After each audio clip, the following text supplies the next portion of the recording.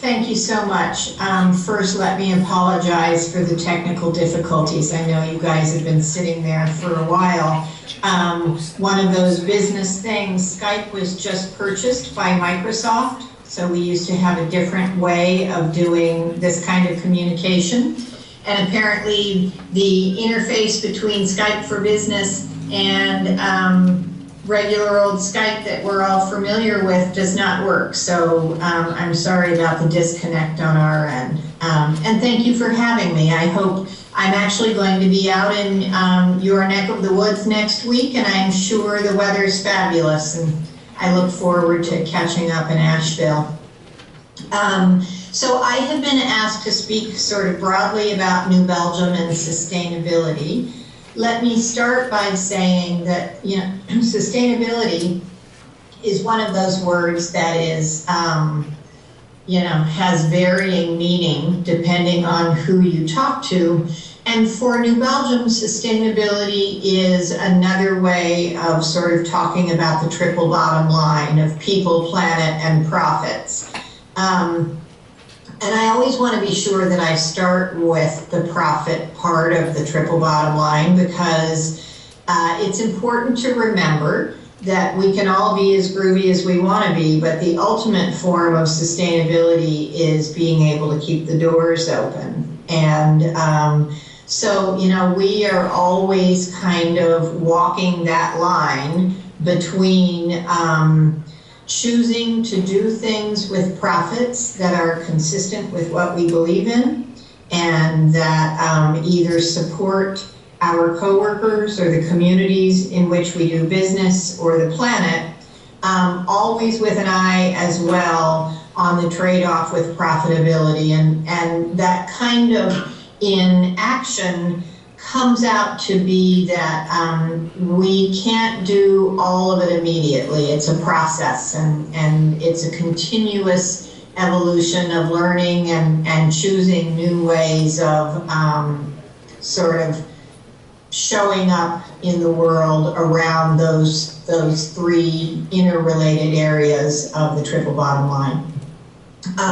My then husband, Jeff Liebisch, and I started New Belgium in the basement of our house. And so it was truly one of those entrepreneurial kinds of stories. I can't exactly get the dimension of the room that you're in, but my sense is that it's about probably a quarter of the room that you're currently sitting in. It was about 12 feet wide and 24 feet long. Before we ever made a barrel of beer, we went out together on a hike in Rocky Mountain National Park, and we talked about what we wanted this company to be. And it turns out that that has been incredibly fundamental for us. Maybe it's just our particular natures, but I'm a really literal person, and I feel like if I say I'm going to be an environmental steward, which was one of our first 4 core values and beliefs, then we're going to do a lot of things, first starting, of course, with conservation, because conservation is the low-hanging fruit of any kind of environmental stewardship, and you want to be sure that first you're using as few resources as you can before you dip further into the toolbox of potential ways to be environmental stewards. But it really helped to guide us as a company. And so after conservation, we started, as Jim mentioned, we committed to paying for wind power for 100% of our electrical energy use at New Belgium. And then, you know, this is sort of a story of evolution. After, gosh, it was really, so that was in 1999, and it was about 3 years ago that we decided that the City of Fort Collins wind power program, however, excuse me, sorry about that. However well-meaning it was in the beginning, it was no longer high-quality renewable energy projects. Excuse me, I don't know what's wrong there. Now we're having other technical difficulties.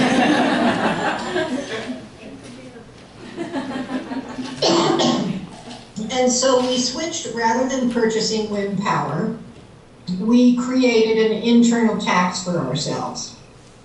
And so now we take that incremental difference between kilowatt hours at a regular base rate and the extra amount that we paid for wind power, and we save that money until we have enough to do another project in the brewery. So for instance, in the last 2 years, we've covered all of our roofs with solar panels. And we'll start working on some geothermal things. We also have processed water treatment that creates methane from the biological load that's left in our processed water. We ship that methane back to the brewery through pipes. We burn that in a combined heat and power plant. And we're able to produce about, probably 17% of our energy at the brewery through that process. So we will continue, because being environmental stewards is important to us. We will continue to invest in that, but we've evolved our thinking about how we do that to come up with a process that we think is more effective than merely paying for wind power through our city. Another part of that, one of the things at New Belgium that's been really important, as I said, in terms of the triple bottom line, is to have a breadth of practice, not just environmental stewardship, but also we're pretty interested in being a part of closing the gap between the haves and the have-nots in this country. And so we, our coworkers own 100% of New Belgium. Back to the environmental piece for a moment, we realized that there was this thing that we could do that was our practice, and that was true for carbon mitigation and energy production, but it was also true for, we've had a fairly big press on water conservation in the West over the last few years, and at New Belgium as well. We realized at one point, though, that in addition to what we could do for in our own practice, that we could also employ advocacy as a tool for sustainability. So whether it's testifying in front of Congress on the Clean Waters of the U.S. regulation that just was recently passed by the EPA, or writing op-eds in the Washington Post or the New York Times about renewable energy legislation, we've tried to make sure that we use our business, our corporate life, if you will, wisely in the way that we show up both in our own practice and also how we advocate in the wider world. And also, as we do sort of what the shorthand for this at New Belgium is business role model, that we have an opportunity to be able to talk about the kinds of things that we do and what impact that has both you know, in our business, but also in the contemporary and evolving thinking about the role of business in the wider landscape of the world. So that's kind of I haven't really talked much about our employee ownership or about our philanthropy. Those are certainly areas we could dive into. I don't know if you guys wanted to do any question and answer. I know our time is a bit truncated because of our technical difficulties. I'm happy to talk more, and I'm also happy to take questions. I'll let you guys decide. Does anybody have a question right now at this point, or do you want to move forward? It's an opportunity. Does anyone have a question right now? Or no? Yeah, okay, we do have one question. Hold on one second. Okay. Let's see if this works. Hi, Kim. Thanks for joining us. So I understand that New Belgium has started its own lobbying group as well to do lobbying. Can you hear me? I'm sorry, could someone repeat the question? Can you hear me okay? Yeah. Is this mic on? Yeah, that's mine. Okay. Can you hear me okay? You're intermittent, but let's try again. Okay, New Belgium has started a lobbying group. Is that the case? A what group? Lobbying. Lobbying group. We did start a PAC, Yes. which we debated that long and hard because we're, concerned about the role of money in politics. And at the same time, right now, that's our system. And part of what the PAC does is enable us to hold fundraisers for candidates, and the election law is that you can't give anything that you give to a candidate has to be recorded. So, for instance, a place to hold a fundraiser and beer, and we can use money from the PAC to be able to underwrite the cost of, because we have to actually pay for it to maintain our legal standing there. So we can use a PAC as a way to do that. It also, for me, was a way to, you may have heard that I am transitioning out of the CEO role, which is super exciting for me and for Christine Parrish, who will be our new CEO. And I wanted to make sure that we had some political muscle memory in the organization around things that are, we try not to get in the weeds of personal areas of interest mostly, and we stick with things that are consistent with our core values, which are things like a living wage and employee ownership and clean water and clean air and renewable energy. And those are all good for our business and consistent with what we say is important at New Belgium. And it was important to me that when I leave the building, we don't sort of go to this like, well, good, she's gone, we don't have to do that anymore.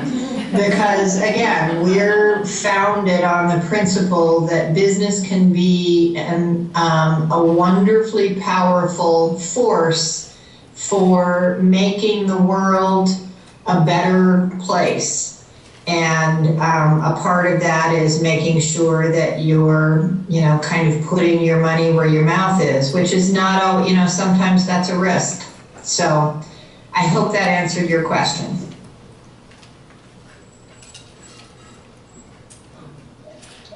Kim, can you go ahead and talk a little bit more about the relationship between your sustainable business practices and the bottom line? Did you get that? I did not. If there's someone perhaps nearer to the computer who can. What's that? Yeah. Can you hear me a little bit better from here? I can hear you much better now. Sorry, in terms of technology, I'm not really sure where to go. But can you talk a little bit more about the relationship between your sustainable business practices and the bottom line? Sure. This is an area I would love to be able to say to all of you that let me start with our environmental ones, that the $16 million that we've invested in our processed water treatment plant and the recovery of the energy from that is, and part of the ROI on that is that it lessens the impact on our municipality's water system. So there is ROI there as well. I would love to be able to say that the 17% of our clean energy that we produce from that is paying for itself. And, you know, the United States is really only, it's kind of the last holdout of fuel taxes in the United States that make renewable energy, the ROI on investment in renewable energy, feasible. It is feasible in Europe, it is feasible in Asia. It's not feasible in the United States because energy is so cheap. So we will not see that return on investment, especially in this more recent climate where the cost of energy and the lack of cost of, you know, accounting for your externalities, for instance, and, you know, carbon, in issues around carbon pollution, it just doesn't really pencil out. In terms of our employee ownership and high involvement culture and open book management, that has been just an incredibly powerful system for us, where we feel like the caliber of our coworkers, their commitment to excellence, their commitment to building a community where we recognize that we want to invest in sustainable efforts. We recognize that, you know, the quality of our working relationship is central to being a successful business. It's not just a nice bolt-on, but it's kind of, you know, this is it after all. This is our lives that we're investing in work, all of us who work, and you get a choice whether you want to create a community that feels loving and supportive, and also like we work really hard and we're competitive and we want to win. I can't give you an exact numeric payback on that, except to say that when we compare our profitability to other breweries, we stack up really well, and our retention rate is really high. And, you know, our anecdotal evidence through, you know, talking with different organizations, that auditors that come in and measure us on any number of different metrics, is always good. I wish there were, that's something that somebody's MBA program could really work on, is, you know, a calculator for really sharpening up the ROI calculation on a lot of these things. Yeah, once again, a role for accounting and finance. All right, other questions? I can repeat them through here. Other questions about their business practices and their approach in a competitive environment? Yeah, Jed? Jim, ask her about how Asheville has been as a business community. Yeah, how has Asheville been for a business community for you so far? Asheville has been terrific. The people have been really warm and friendly. The business community has been very open, and I'm not there regularly, but I get a lot of reports from Jay Richardson, who's our general manager there, about, you know, all of the ways that we are both reaching out in the community and also being, you know, approached by people with really interesting ideas. Or the city has been great in terms of their willingness to really think about innovative development practices in building the brewery. So it's been a really wonderful experience for us, and we're super excited to open the doors and, you know, start to welcome people in a bigger and deeper way. Other questions for Kim?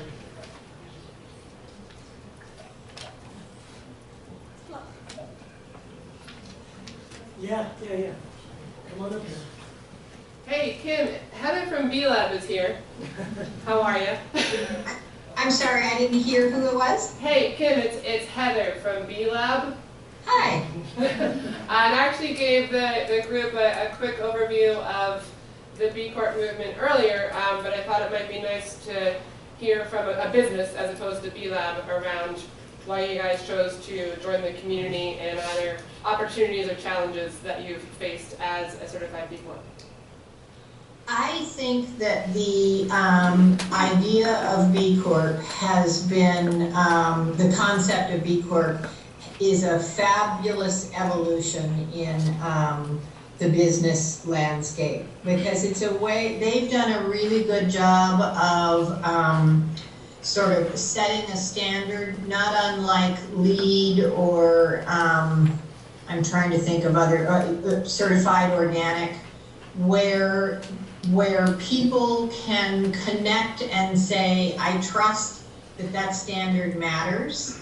And that's a really important part of this whole process. So you all know that the point of B Corp is to not only make it easier for boards of directors to make positive choices about sustainable business practices, any kind of business practice that sort of is where the fiduciary responsibility is sort of secondary, but or maybe not secondary, but at least not the sole and primary focus.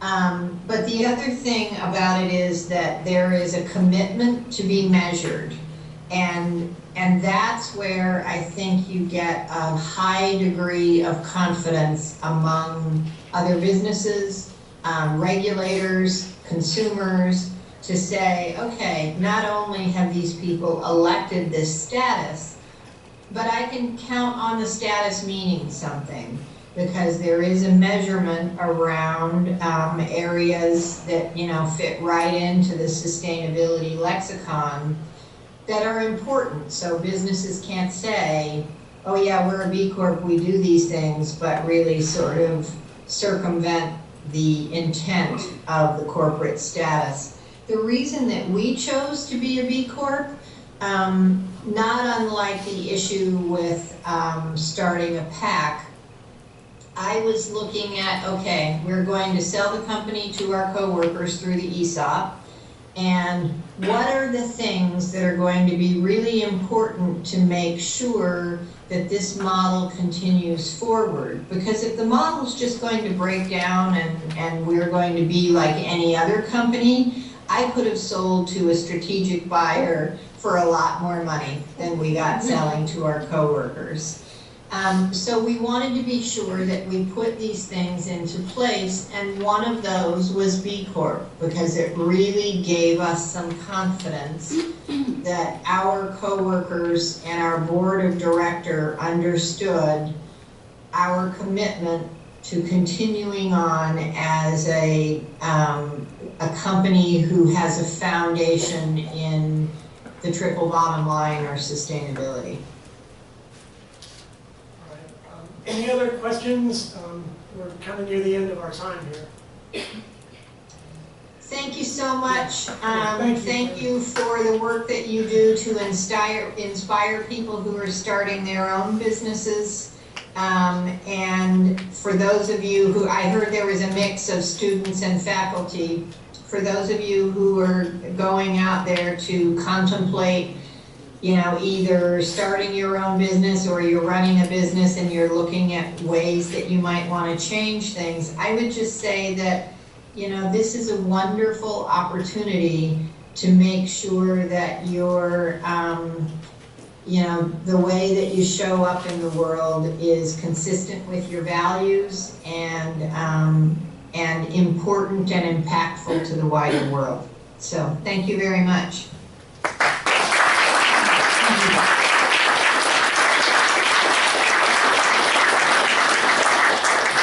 Okay, we're just about ready to have a bite to eat.